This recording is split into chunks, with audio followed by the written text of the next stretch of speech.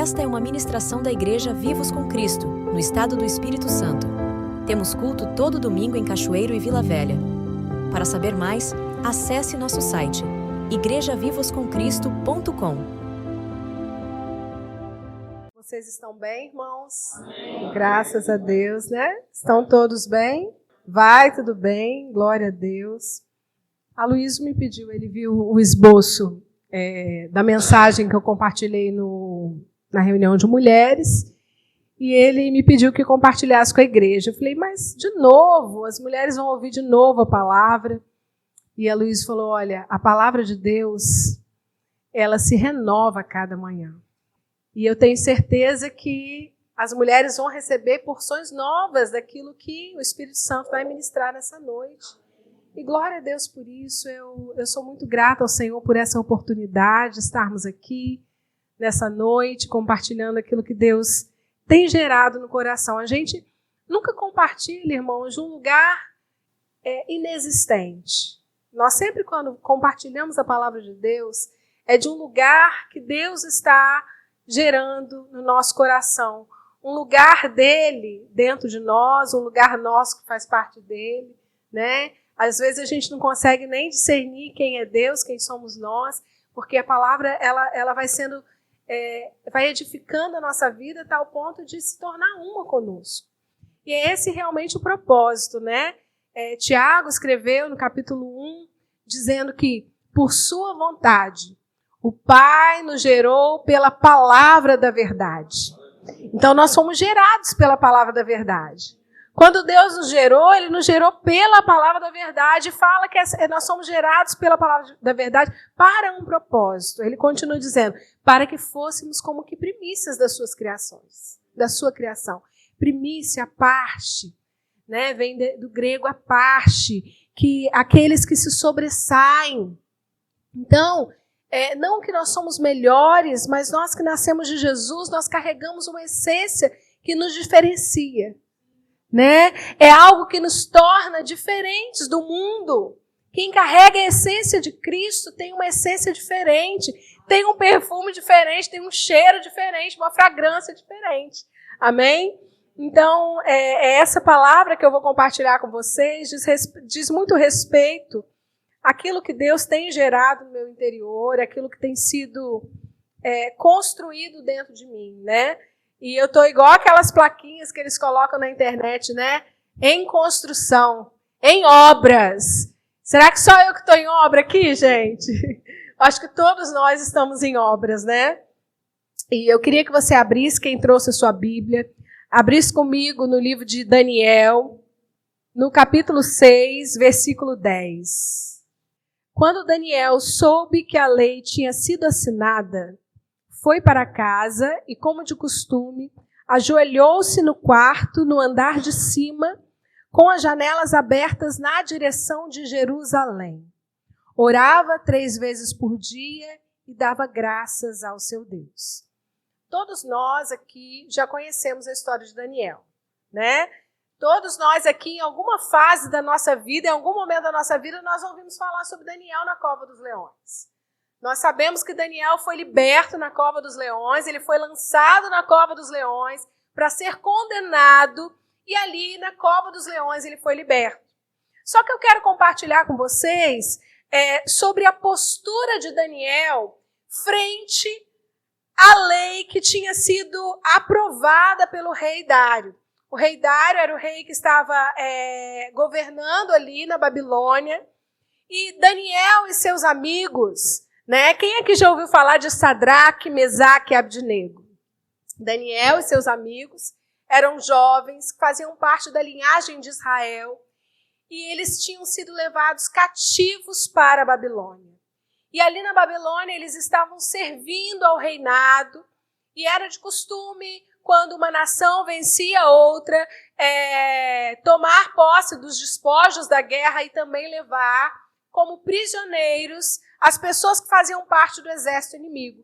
E Daniel tinha sido levado para a Babilônia junto com seus amigos para servirem o reinado. A Bíblia relata no livro de Daniel que Daniel ele se sobressaía diante de todas as pessoas daquele reinado, porque havia nele um espírito excelente. ele se sobressaía porque o Espírito de Deus fazia com que a excelência do próprio Deus se tornasse realidade na vida dele.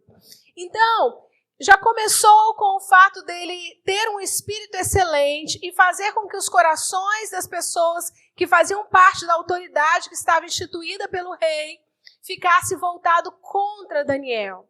Porque eles começaram a ver que Daniel carregava um espírito excelente, ele tinha um espírito excelente e ele se destacava. E eles começaram a buscar maneiras de fazer com que Daniel pudesse ser pego em erros. Fazer com que Daniel pudesse ser, de alguma forma, julgado por algum erro, e eles não encontraram.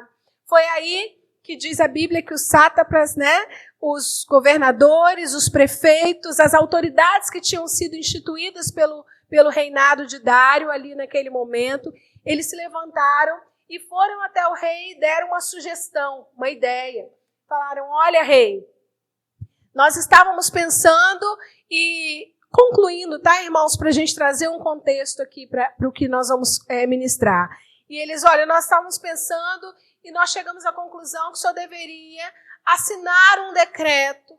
E nesse decreto devia constar uma verdade. A verdade é que ninguém pode orar a nenhum outro Deus no período de 1 mês. E o rei achou interessante esse decreto, assinou, promulgou, usou de todos os trâmites legais daquela época, e ele assinou aquilo. Só que tinha um porém, a Bíblia relata que Daniel orava 3 vezes por dia. E ele orava com as janelas abertas. As pessoas sabiam que ele orava. As pessoas daquele reinado, da Babilônia, sabiam que ele orava. E esse versículo que nós lemos diz o seguinte, que quando Daniel soube que a lei tinha sido assinada, ele foi para casa como de costume. Daniel, ele não se moveu segundo as circunstâncias desfavoráveis. E também não se comportou dessa forma porque ele era um rebelde, porque ele era um insubmisso, não. Ele se comportou dessa forma porque fazia parte da sua essência, ter um relacionamento íntimo e profundo com Deus. Então, a lei que tinha sido promulgada, o decreto que tinha sido assinado, não interferiu nas decisões interiores de Daniel. Não interferiu no comportamento que ele tinha frente à realidade espiritual a qual ele pertencia. E uma primeira verdade que eu quero compartilhar com vocês diz respeito à identidade. Porque quando Daniel, ele ouve o decreto, ele continua fazendo o que ele sempre fez, que era estender suas raízes para o ribeiro. Nós temos aprendido sobre isso há tanto tempo, E estender as raízes para o ribeiro diz respeito a manter um relacionamento íntimo e profundo com o Espírito Santo. Mas isso acontece porque Daniel recebeu um novo nome quando ele foi para a Babilônia. E até o nome que deram para ele dizia respeito à identidade a qual ele carregava. O nome que Daniel recebeu significava: o Senhor é o meu juiz. Então, quando ele ouve do decreto, quando ele ouve falar da pena que ele pode sofrer, quando ele ouve falar de uma circunstância adversa que poderia contrariar a sua fé, a sua crença, tudo aquilo que ele considerava como valor para ele permaneceu sendo quem ele era. Ele permaneceu num posicionamento frente à identidade que não tinha sido o homem que tinha estabelecido para ele. O homem foi apenas um instrumento, tinha sido o próprio Deus. Deus estava dizendo para Daniel: Daniel, seja o que for, aconteça o que acontecer, eu sou o seu juiz. Então, quando Daniel ele foi para o andar de cima, para o seu quarto, para as janelas que davam para Jerusalém, com as janelas abertas, e orava 3 vezes por dia, ele estava ali na confiança de quem ele era. Ele estava confiante naquele que havia o levado para lá. Ou você acha que foi o homem que levou Daniel para a Babilônia? Não, foi o próprio Deus que permitiu que Daniel estivesse em terra estranha.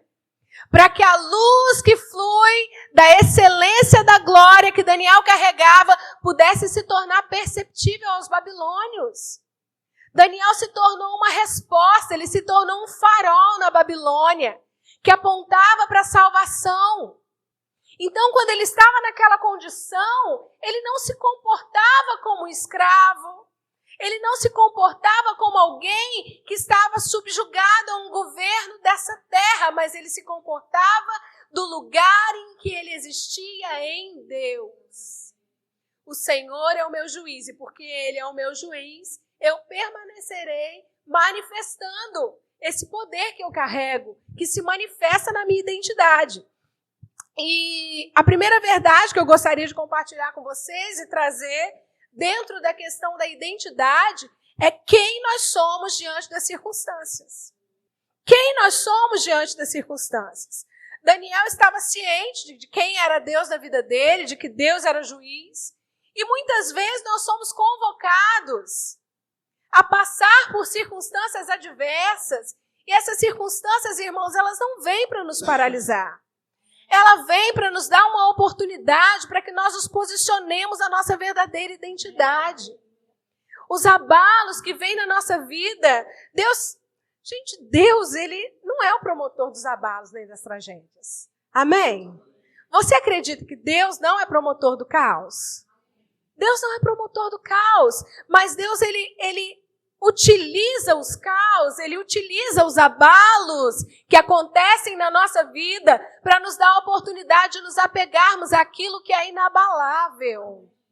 Muitas vezes a gente ouve líderes religiosos dizendo, esse mal aconteceu. Eu me lembro que na época da Covid, foram tantas as vozes que se levantavam para dizer que Deus estava julgando o povo por causa do pecado. E por isso Deus estava trazendo a Covid. Deus está trazendo tal mal. Deus está trazendo caos. Deus não é promotor das tragédias, irmãos. Uma da marca de Deus, da identidade de Jesus, é que Ele é o príncipe da paz. O príncipe da paz. O reinado de Deus é um reinado pacífico. É um reinado que visa a reconciliação do pecador com o seu amor. É um reinado que visa a aproximação daqueles que estão à margem, daqueles que estão distantes. É um reinado que traz para perto, que abraça, que consola, que ama, que perdoa.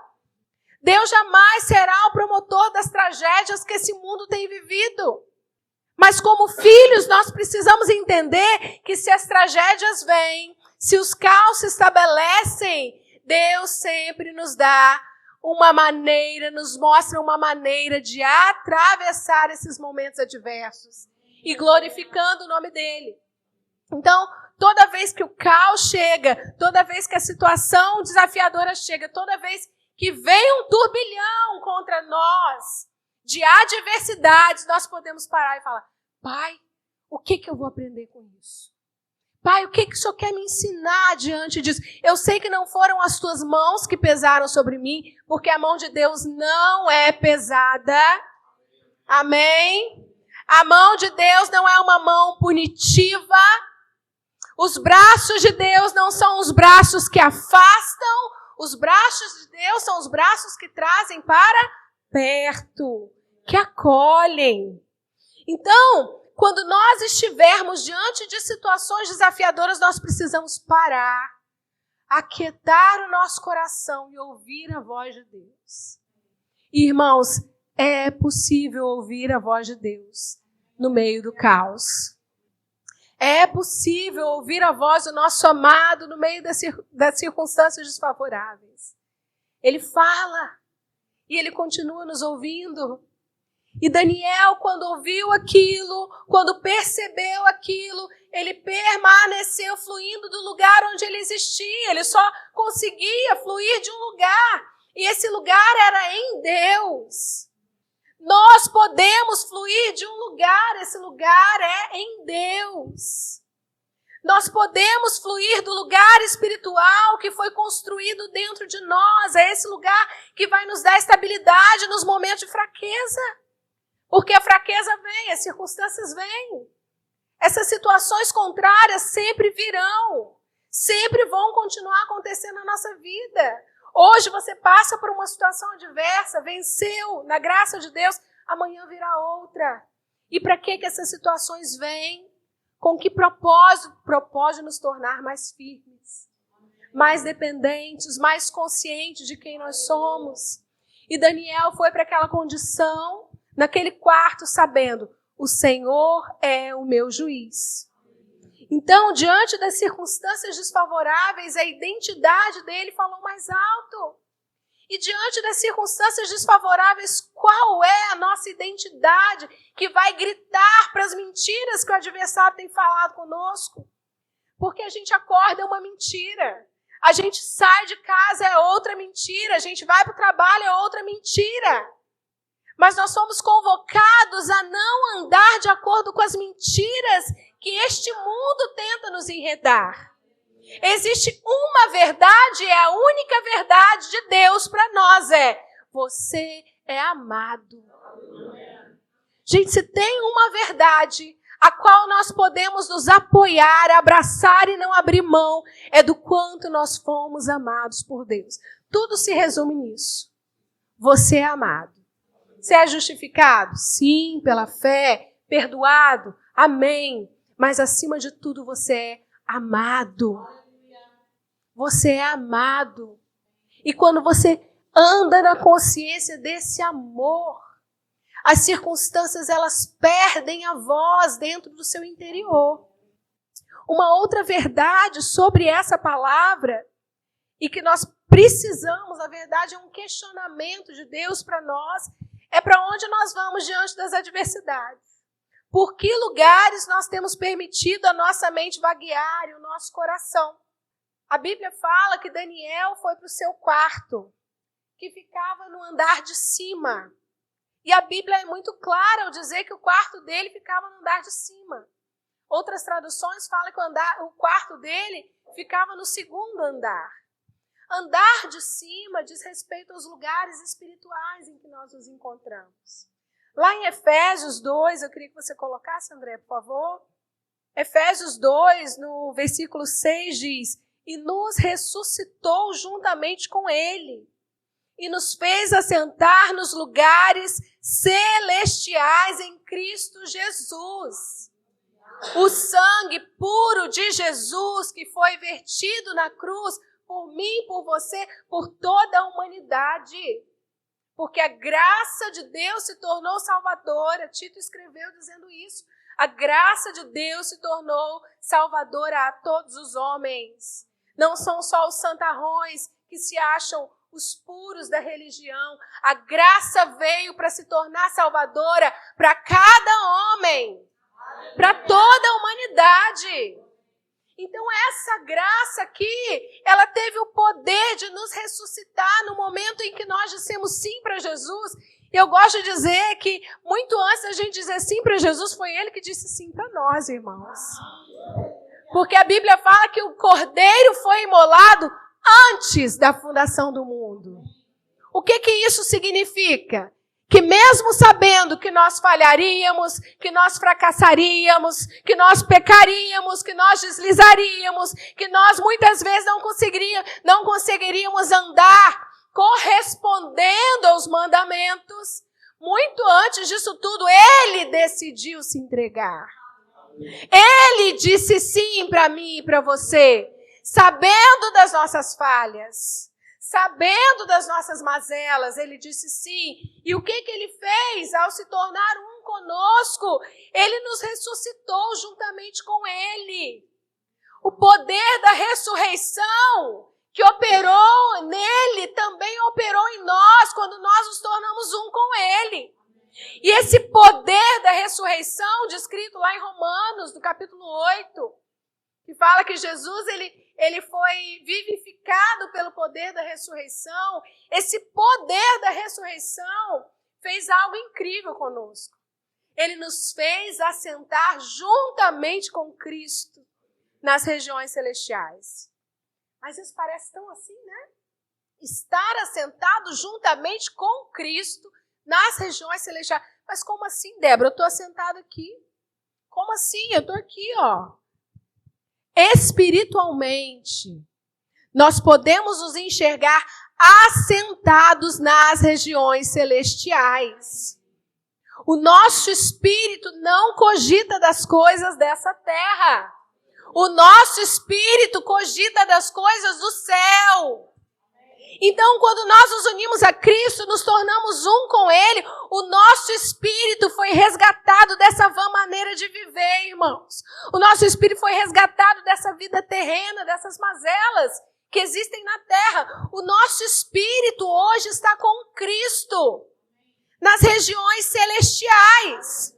Mas isso não nos isenta de, muitas vezes, ter pensamentos maus, sentimentos contrários à palavra de Deus, porque o nosso corpo ainda cogita das coisas da terra. E a nossa alma, muitas vezes, vai sofrer das influências dessa carne, porque essa carne não se converte. E essa carne ainda mantém as influências negativas sobre a nossa alma, que é onde residem as nossas emoções. Por isso, irmãos, que nós precisamos nos permitir estar arraigados, estar com as nossas raízes estendidas para o solo do amor imensurável de Deus. Tem uma tradução de Efésios, eu não sei qual é, que fala: permitam que suas raízes se estendam no solo do maravilhoso amor de Deus. Só o amor de Deus pode nos resgatar desse lugar de mentira a respeito de quem nós somos. E acordar com essa condição mental, irmãos, de que o nosso espírito foi regenerado quando nós nascemos de novo, de que nós somos uma nova criatura, faz o nosso dia valer a pena. Saber que o acúmulo de emoções negativas que muitas vezes bombardeiam a nossa alma, a nossa mente, são mentirosos e a verdade é aquilo que Deus diz a nosso respeito, é libertador. Então nós precisamos a todo momento renovar a nossa mente pelo conhecimento da palavra de Deus, porque o que diz lá em Romanos 12? Vamos ler em Romanos 12. Romanos 12 diz... Romanos 12, versículo 2. E não vos conformeis com este século. Não tome a forma. Conformar é tomar a forma, assumir a forma. Então não tomem a forma desse século. Não se conformem com este mundo, com esse sistema mundano. Mas transformai-vos pela renovação da vossa mente, para que experimenteis qual seja a boa, agradável e perfeita vontade de Deus. Então, quando eu decido levar meu coração e minha mente cativa à verdade, eu preciso me encher daquilo que é verdade e não me conformar, não tomar a forma desse mundo, porque esse mundo já não mais faz parte da minha realidade. A minha realidade é Cristo. E a renovação do nosso entendimento vem por meio da meditação na palavra. Vem por meio de um relacionamento constante e íntimo com o Espírito Santo de Deus.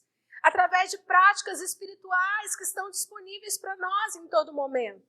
Porque nós saímos dessa condição terrena e entramos numa condição celestial. Amém? Quando nós entregamos a nossa vida a Cristo. Mas nós precisamos aprender agora como viver nessa nova vida. E Deus, o Jesus, o próprio Jesus nos deixou o seu Espírito, que é santo, por isso que é Espírito Santo. E o Espírito Santo, ele é o conselheiro da nossa nova natureza. Nós precisamos do conselho do Espírito Santo para viver nessa nova dimensão, a qual o sangue de Jesus, o poder ressurreto de Jesus nos trouxe. Que essa condição espiritual, essa nova condição, não mais uma vida de Adão, mas a vida de Cristo. A vida ressurreta, a vida pura, poderosa e vitoriosa de Cristo.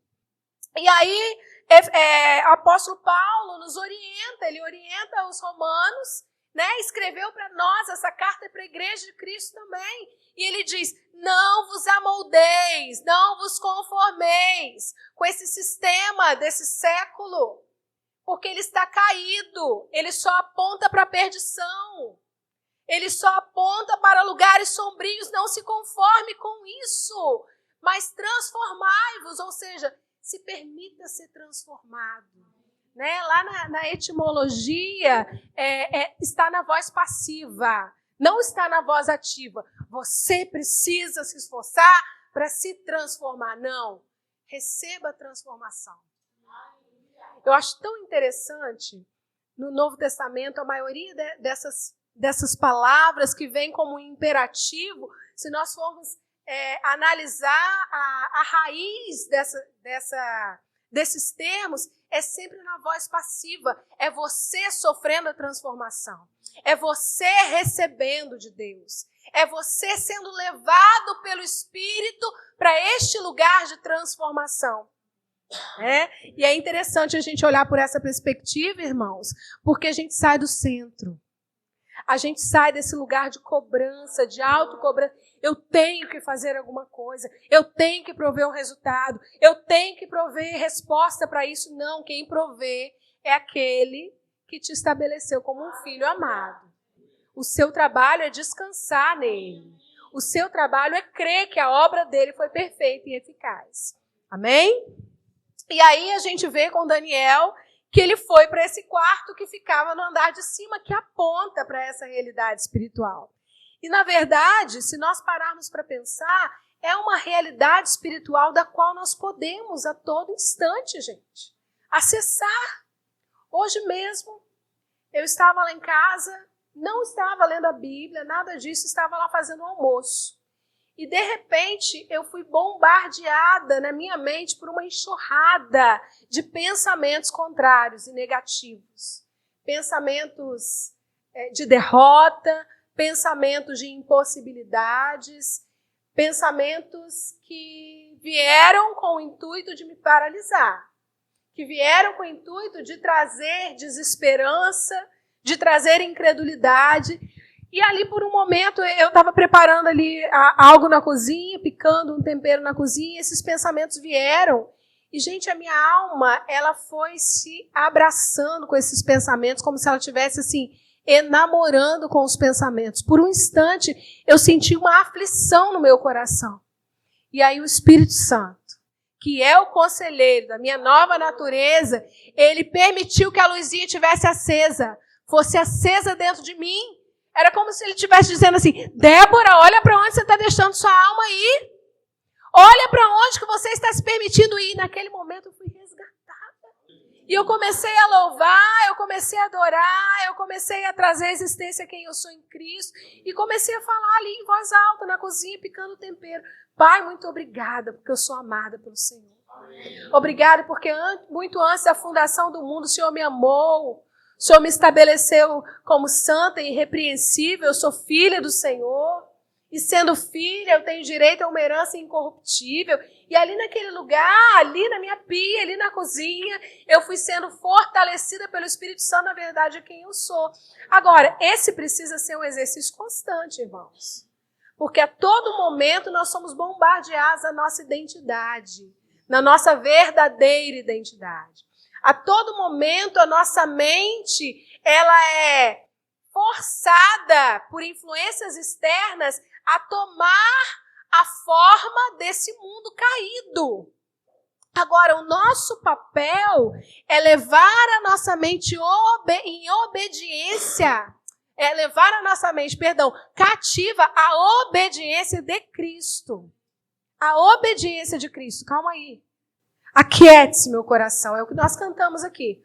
Ó meu coração, não se envergonhe, cante essa canção, pois no meu peito existe um leão. Então é aquietando o coração. Veio as fragilidades, vieram situações em que você percebeu dentro de si que há um aperto, que há uma angústia, há algo querendo te paralisar, há algo querendo te afligir. Não se amolde a isso. Não se conforme com esse tipo de sentimento. abrigando, povoando o seu interior, porque dentro de você existe um espírito que é excelente, que tem pensamentos de paz, pensamentos para te dar um futuro brilhante, um futuro vitorioso. O que Abacuque diz lá no capítulo 3, a partir do versículo 17? Olha que interessante. Ainda que a figueira não floresça, ainda que não haja fruto na vide, o produto da oliveira minta, os campos não produzam mantimento, as ovelhas sejam arrebatadas do aprisco e nos currais não haja gado. Ainda que tudo isso aconteça, todavia, eu me alegrarei no Senhor. Exultarei no Deus da minha salvação. Ele é a minha fortaleza e faz os meus pés como os da corça, porque só Ele me faz andar em lugares altos. Perceba que para cada ainda que existe um todavia. Coloca um ainda que aí da sua realidade. Qual que é o seu ainda que? Eu tenho os meus ainda ques. Qual é o seu ainda que? Irmãos, para esse ainda que existe um todavia. Ainda que, apesar de, além de, todavia, você pode se alegrar no Senhor, se exultar no Deus da sua salvação. E nós precisamos aprender a blindar a nossa mente, irmãos. Nós precisamos equipar a nossa mente, o nosso coração da verdade de Deus, porque o dia mau chega. Apóstolo Paulo escreveu aos Efésios no capítulo 6 falando sobre a armadura de Deus. Essa armadura de Deus existe para que nós possamos nos posicionar da maneira correta quando os ataques do nosso adversário vierem. E qual é o lugar desse ataque? Você acha que esse lugar é um lugar físico? Porque às vezes você pode achar que são as pessoas, é fulano de tal, é Beltrano. Não! Esse ataque, ele começa aqui, ó. Satanás, ele quer tomar a nossa mente. Ele quer fazer morada em lugares específicos da nossa mente com pensamentos contrários à verdade de Deus. Com situações contrárias à qual Deus nos estabeleceu. Então, o apóstolo Paulo escreve aos Efésios falando, irmãos, tomem da armadura de Deus para que vocês possam resistir no dia mau. Agora, queridos, a gente precisa aprender uma coisa. A gente precisa aprender a usar essa armadura antes do dia mau chegar. Não vamos querer usar a armadura do dia mau, porque você vai usar da forma errada. Comece a se revestir da armadura de Deus hoje, colocando o capacete da salvação, a couraça da justiça, usando a espada, usando os seus pés e permitindo que os seus pés caminhem na preparação do evangelho, usando o cinturão da verdade, a couraça da justiça. E eu quero destacar com vocês aqui 2 armas que fazem parte dessa armadura e que, na verdade, elas vêm, como eu disse para vocês, para que nós possamos lançar mão para resistir esses ataques do diabo e permanecermos firmes contra as suas estratégias. E aqui, ó, ele vem com dardos inflamados contra a nossa mente. A primeira que eu queria compartilhar com vocês são 2, é a couraça e o capacete da salvação. A Bíblia fala que a couraça é chamada de couraça da justiça. Couraça da justiça. A couraça, ela serve para guardar o nosso coração. A couraça é para proteger o nosso coração. Nós precisamos aprender a guardar o nosso coração. Sobre tudo o que se deve guardar, guarde o teu coração. Salomão escreveu em Provérbios capítulo 4. Guarde o coração. E por que é couraça da justiça? porque nós somos revestidos com a justiça de Deus. Não é com a minha e nem com a sua justiça. Não diz respeito aos nossos méritos, aquilo que nós podemos fazer de bom ou de ruim, diz respeito àquilo que Jesus fez por nós. Romanos, capítulo 5, versículo 1. Vamos lá, André, por favor. Romanos, capítulo 5, versículo 1 diz: justificados, pois, mediante os nossos esforços, mediante a nossa boa performance, justificados, pois, mediante a fé, temos paz com Deus por meio de nosso Senhor Jesus Cristo. Pode continuar. Por intermédio de quem obtivemos igualmente acesso pela fé a essa graça na qual estamos firmes e gloriamo-nos na esperança da glória de Deus. Que acesso a essa graça? Que graça? A graça de sermos justificados. A graça de sermos considerados justos sem os nossos esforços. A graça de sermos considerados justos pela fé. Amém, queridos? É pela fé que eu me torno justa. É pela fé que nós fomos justificados. Amém?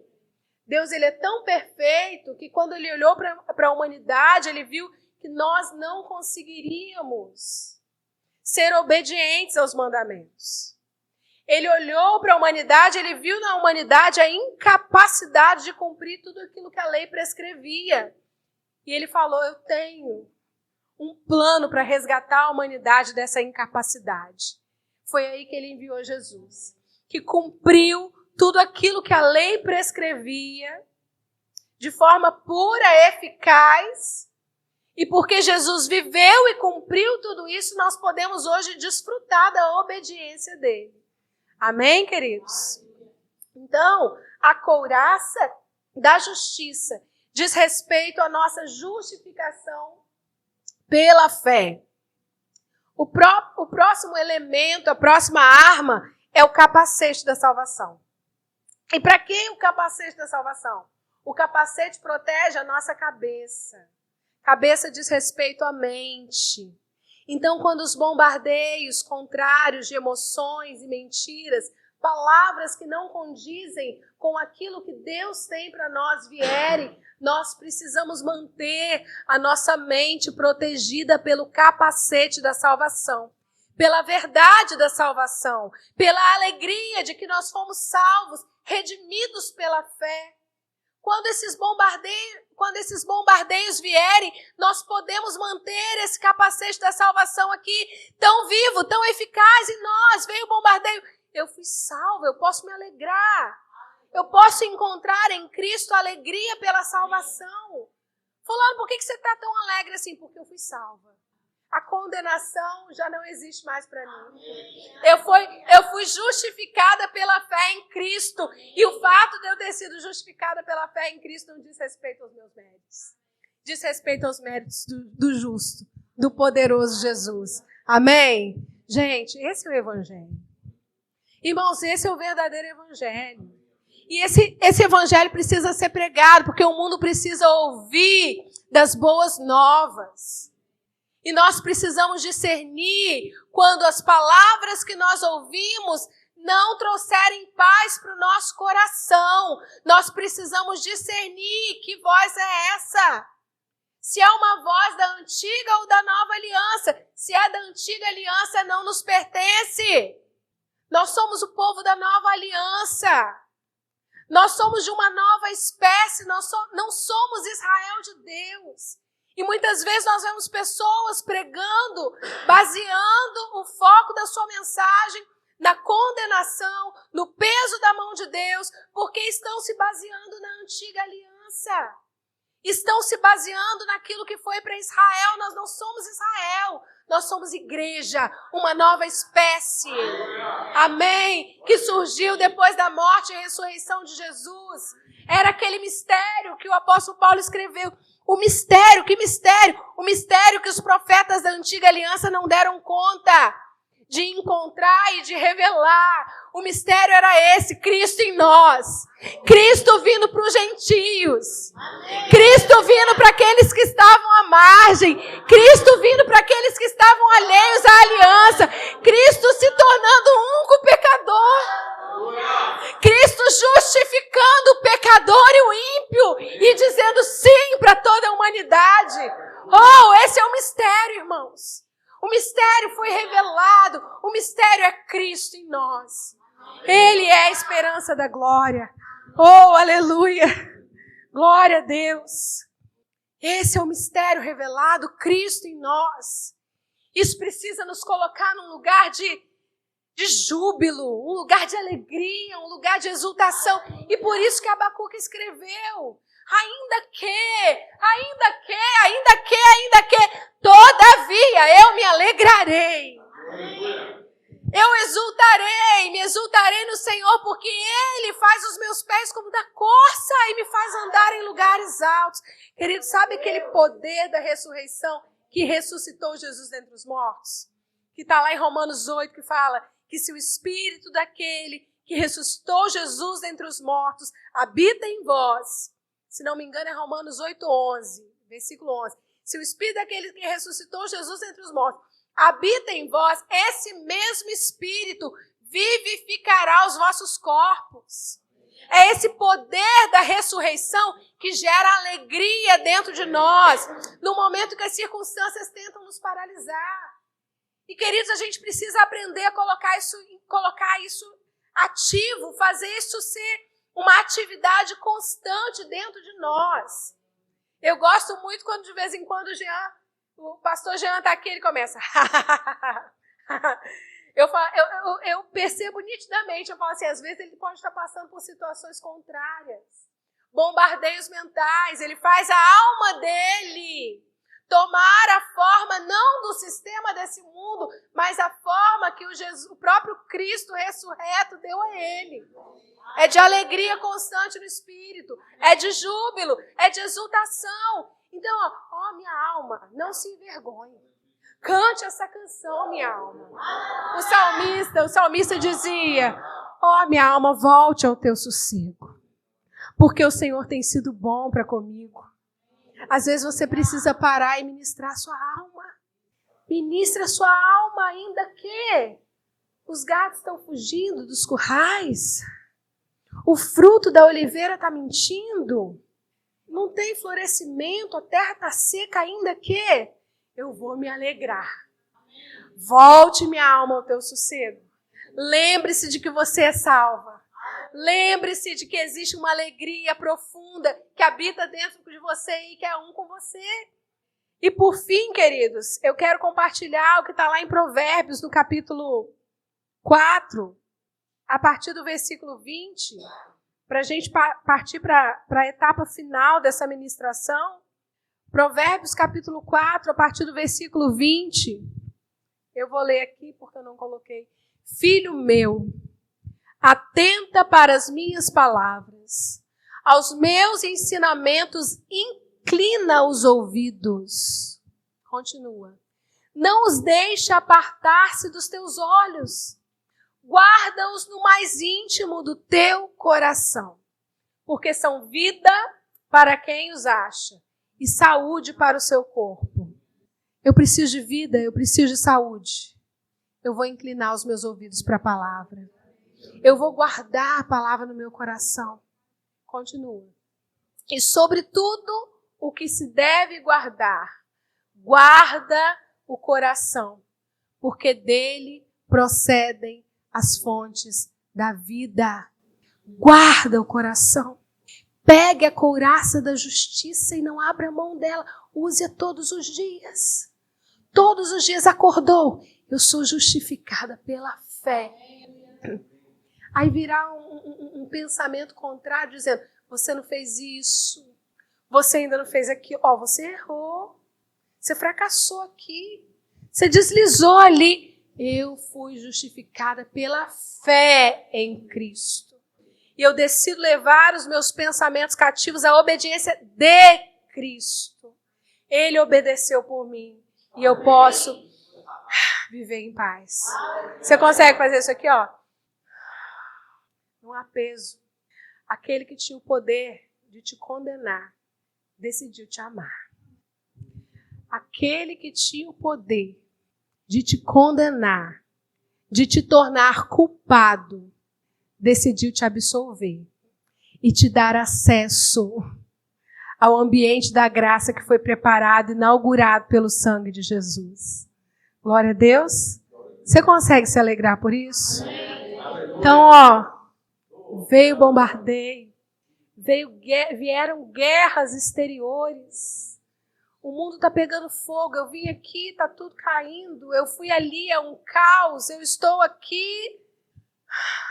Eu tenho paz com Deus. Eu tenho paz com Deus. Ah, mas deu tudo errado. Eu tenho paz com Deus. Por causa de mim? Por causa de Jesus. Amém?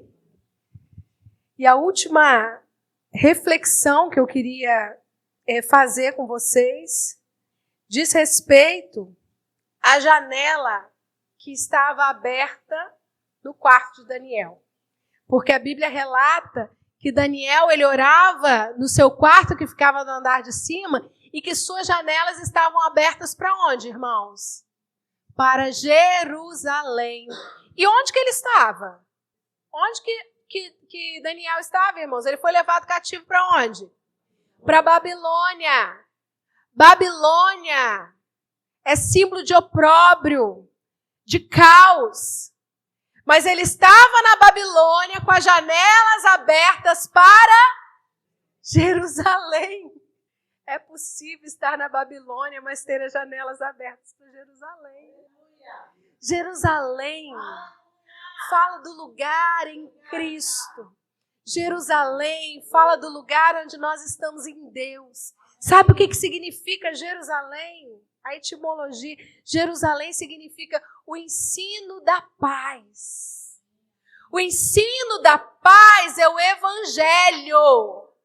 Mas não é qualquer evangelho. É o evangelho puro e sem mistura. É o evangelho que o apóstolo Paulo relata lá em Gálatas, capítulo 1.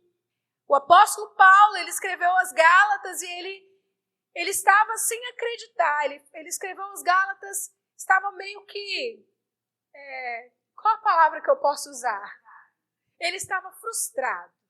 Porque ele viu as experiências que os Gálatas tiveram com Jesus e com o Evangelho. Ele viu como que eles provaram das maravilhas de serem justificados pela fé e não por obras.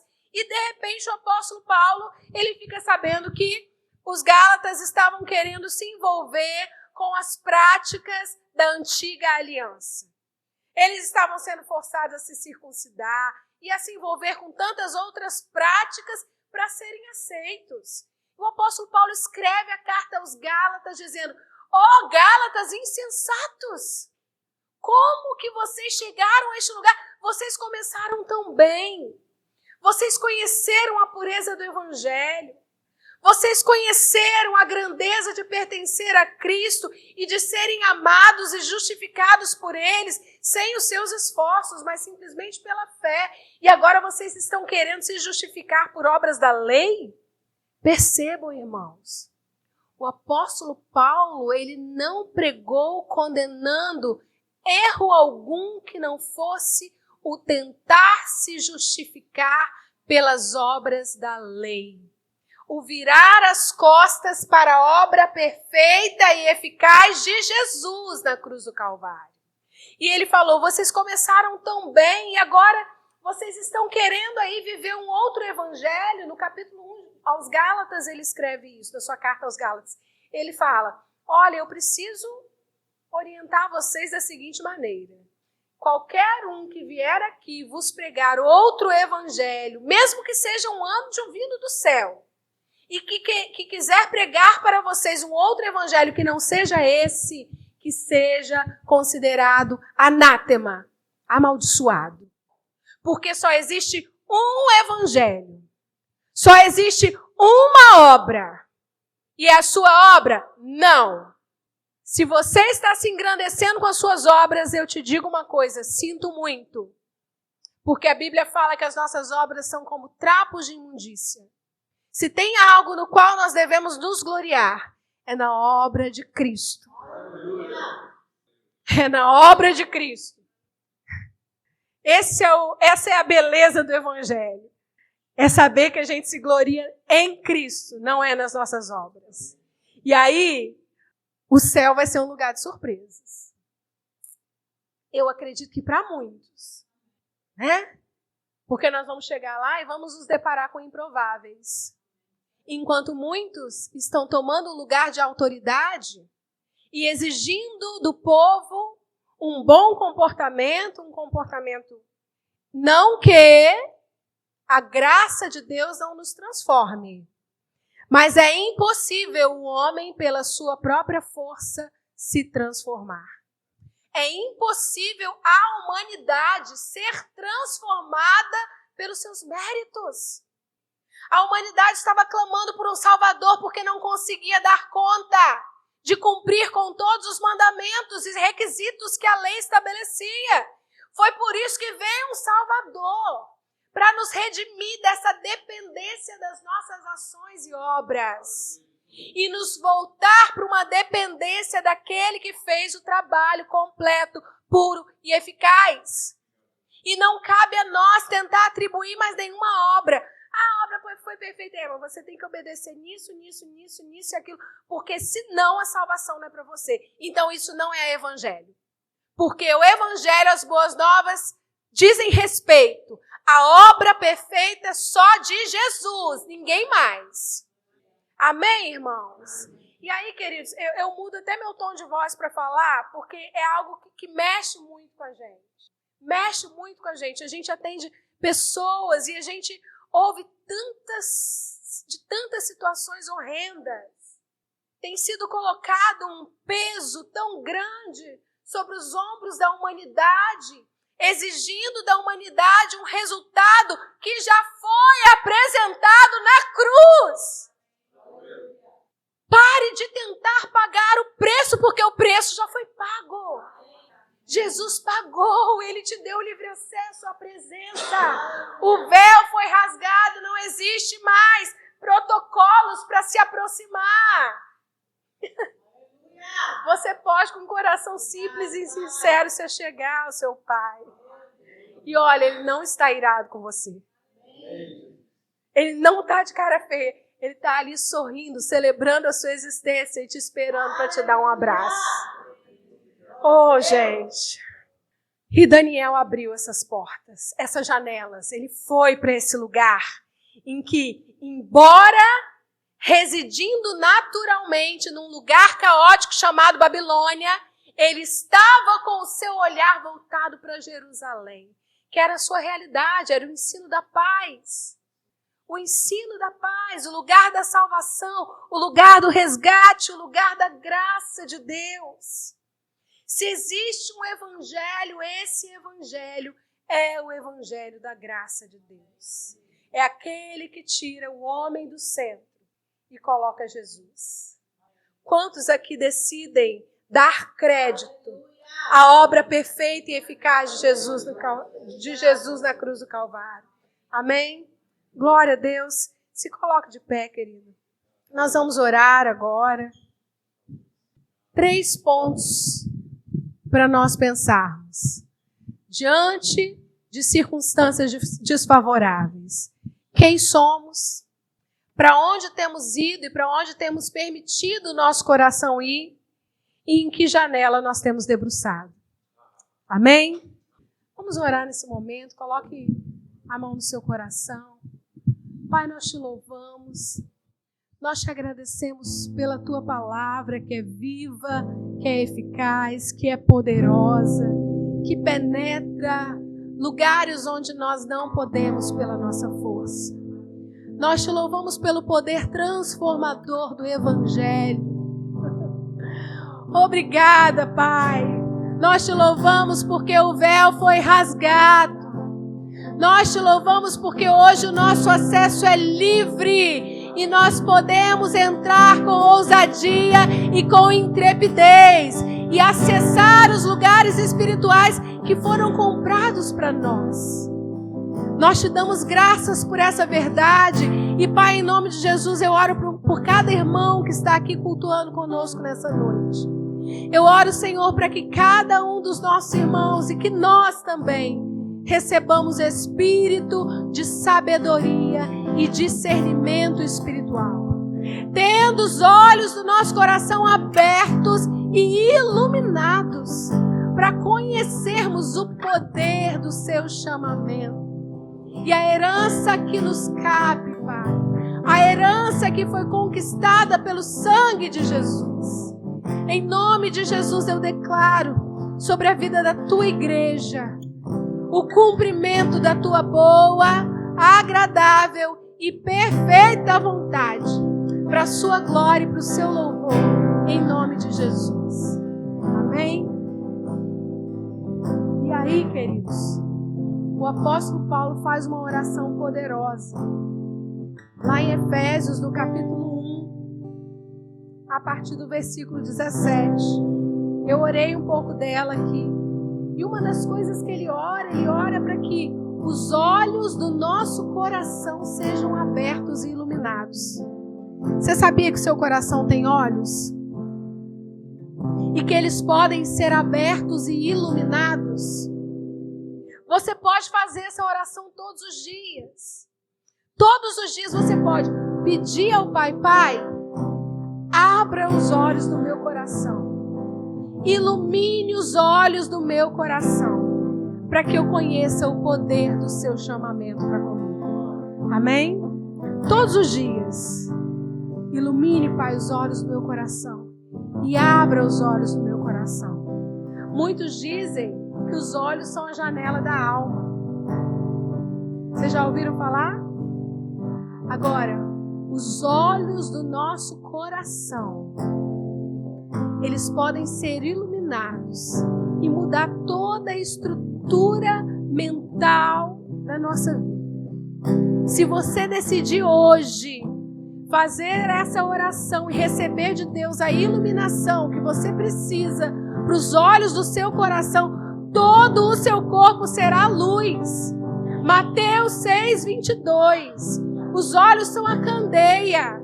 Se você decidir fazer se você decidir fazer dessa a sua realidade, você vai provar de luz em todos os sentidos da sua vida.